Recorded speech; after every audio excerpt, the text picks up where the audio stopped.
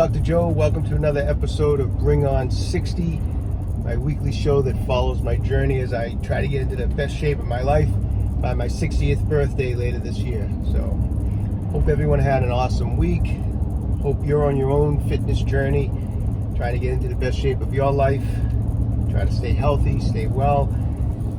I mean, it's true when people say there's nothing more important in this world than your good health, because you learn that as you get older. That's nothing's more true than that. I mean, you can have all the money in the world, and if you don't have your health, money means nothing. I mean, you gotta have good health. I mean, we're getting older, and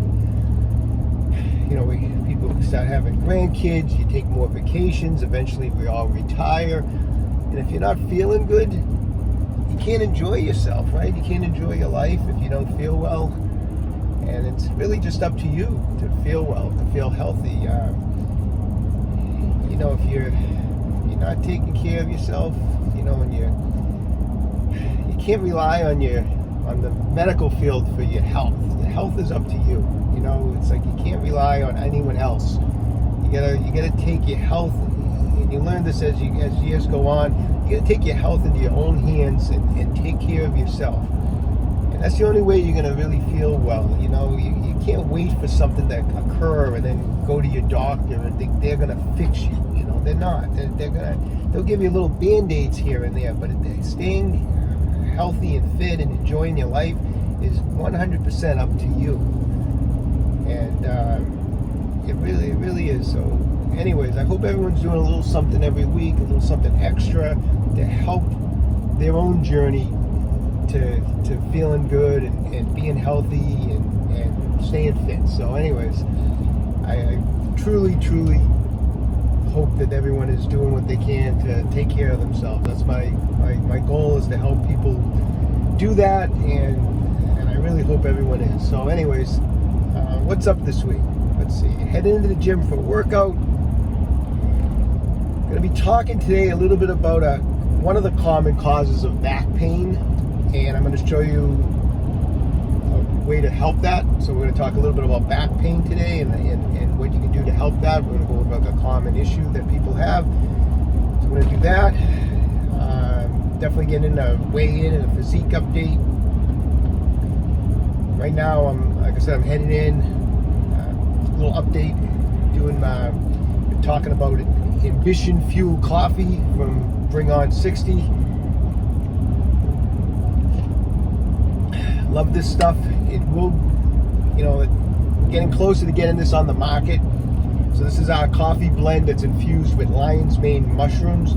Now, lion's mane mushroom is known for helping people with clarity and focus. I mean, I drink this on the way to the gym. I'm doing quadratic equations in my head, and I think I just learned I taught myself 2 new languages.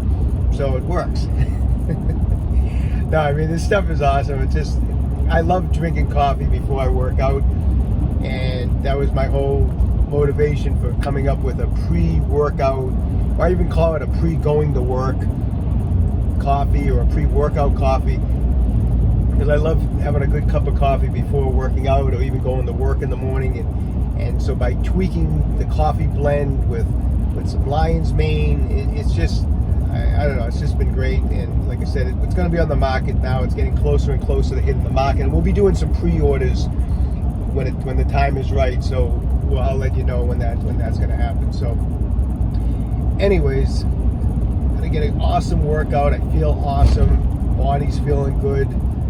Training really hard. Got a lot going on, but the training's going well. Everything's going great. So anyways, I hope you enjoyed this week's episode, and stay tuned for the rest. So let's talk about some common causes of back pain and what we can do to help it, okay? So let's take a look. If you look at someone from behind, here's the vertebra down here in the lower back, or what's known as the lumbar vertebra, those little vertebrae in the lower back. We have the sacrum, or what's called the tailbone back here. On each side, the pelvis hooks in. It forms sacroiliac joints on each side, and down here are the hips. Now, if you look at someone from the side, I always refer to the pelvis as like a seesaw, just like in a playground. The pelvis can get pulled in either direction, you have large muscles in the front, large muscles in the back. In the front, we have what's known as our hip flexor muscles. In the back, the large muscles that can pull on the pelvis is like your hamstring muscles. And just like at a playground, when a bigger kid gets on one end and a smaller kid is on the other end, the seesaw tilts to one side. It's the same thing when it comes to the pelvis. If the muscle groups in the front are tight and restricted, it can pull the pelvis in this direction, so the seesaw gets pulled this way. And if the hamstring muscles and those muscles in the back are very restricted and shortened, it'll pull the pelvis in the opposite direction, okay? What's a common problem that a lot of people have? Tight hip flexor muscles. And so a common problem with the pelvis is it gets pulled in this direction from these tight hip flexor muscles. So it's like the bigger kid is on that side and it's pulling the seesaw in that direction. Now, why is tight hip flexors so common? And it is. It's very, very, very common. I mean, I've been treating patients for 33 years. So I'm telling you, tight hip flexor muscles are very common. And it's because we sit a lot. When we're sitting, our hip flexors are in a shortened position. So let me see if I can give you an example. Like if you've ever had an injury to your shoulder or your arm, maybe you've had a cast on your arm's been in a sling, and it's in this position for 4 weeks, 6 weeks, 8 weeks.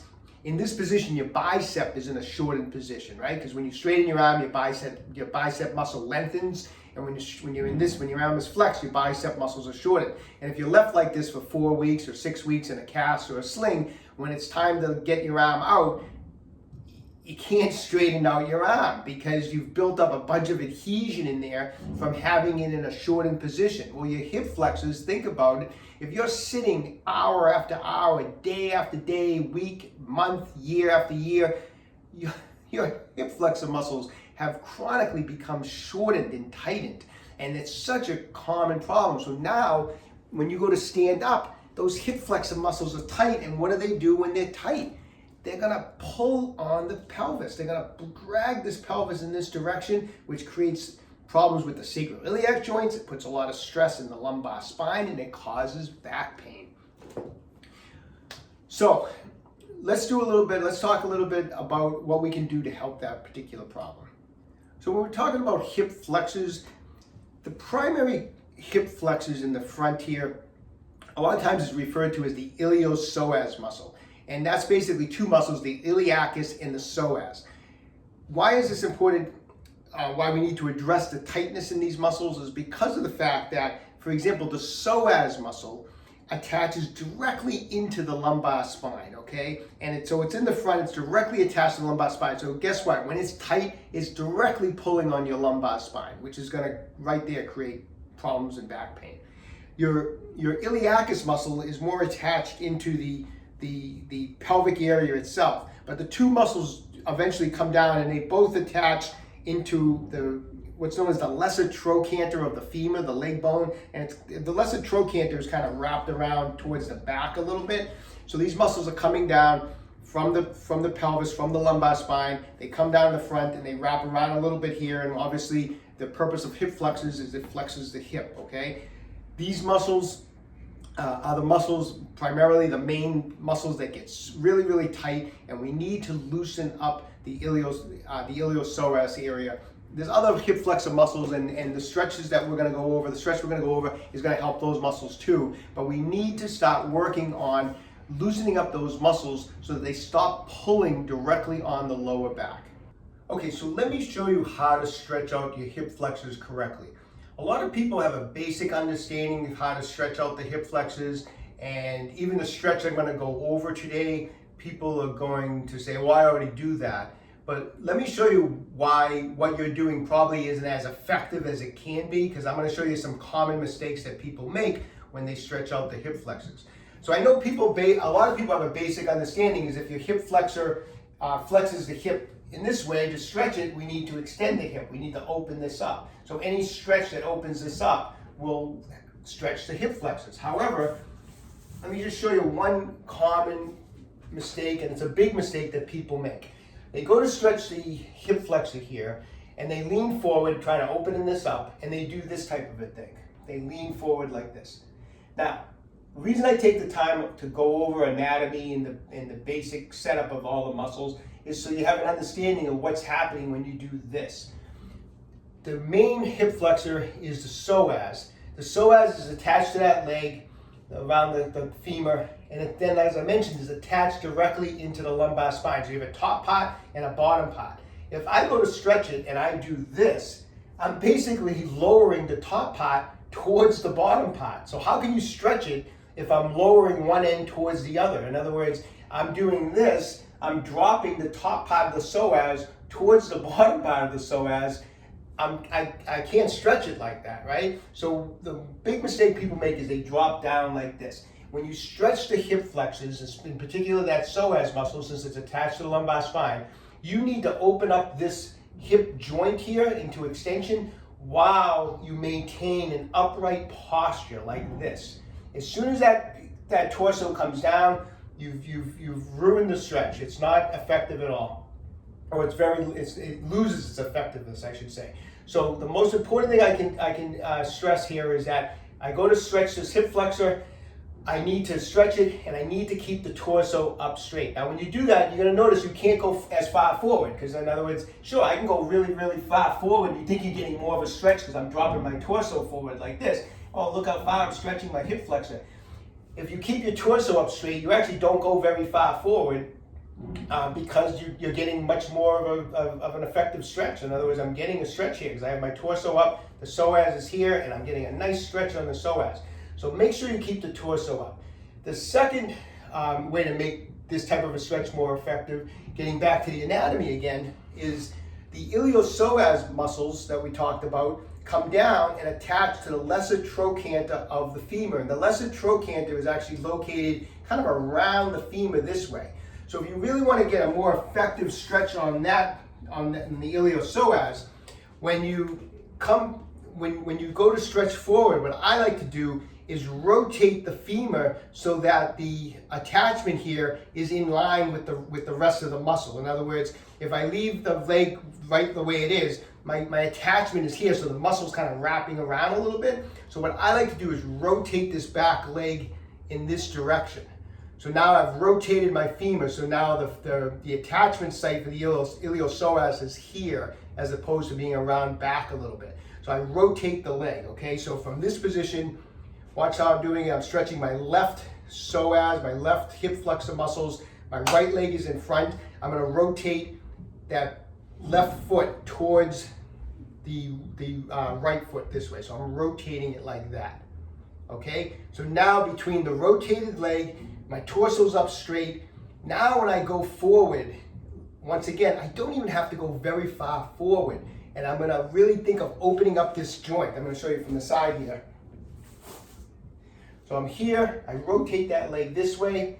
Now between that leg being rotated, my torso's up high, and I'm trying to open up this joint. I'm trying to extend the hip.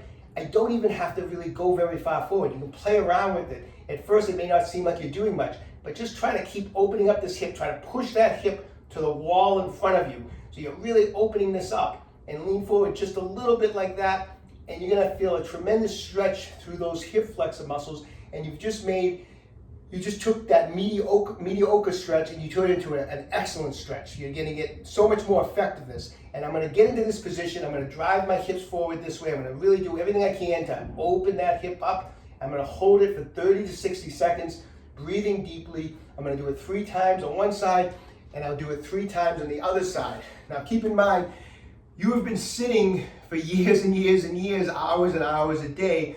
Stretching your hip flexors for 1 week is not going to solve the world's problems. You got to give this time. This is something that you want to do. If you sit a lot, I would be doing this every day. I would be stretching out those hip flexors, and it's going to take, I don't want to bum everyone out here, but it's not just going to take weeks. It's probably going to take months of doing these stretches to really start loosening up those hip flexors. But you know what? We're talking just a couple of minutes a day, and it's so worth the time investment. Just taking those couple of minutes a day, 5 minutes at the most if you do both sides, and do that on a daily basis. At some point during the day, everyone has 5 minutes, right? Do those every day, and you'll soon start loosening up those hip flexors, and your back problems you're going to start noticing are going to be less and less frequent, and they're going to be going away, because now you don't have that big kid on the side of the seesaw anymore. The kids are equal size, okay? So anyways, I hope that information helps, and I hope that helps anyone who's having low back pain. Okay, just wrapped up another workout. Gonna get the weekly weigh-in here, see where we're at. It's a good week of training, nice solid week of training.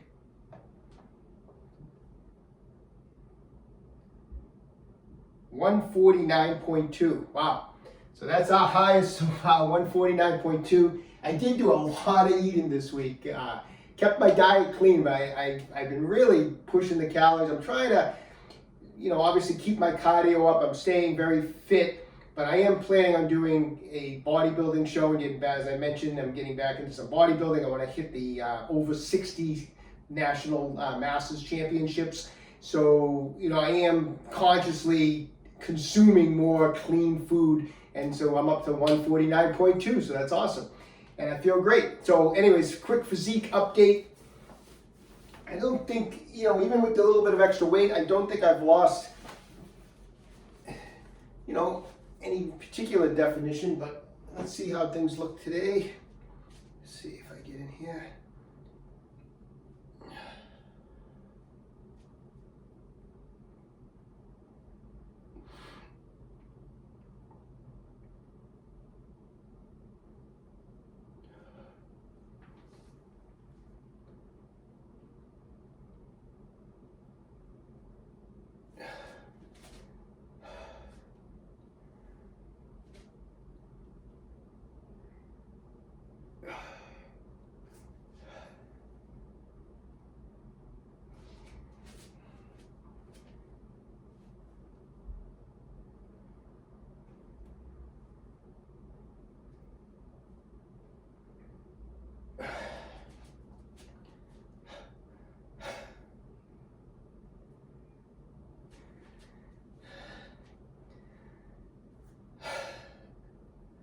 And midsection still, even with a little bit of extra body weight, midsection still keeping pretty clean.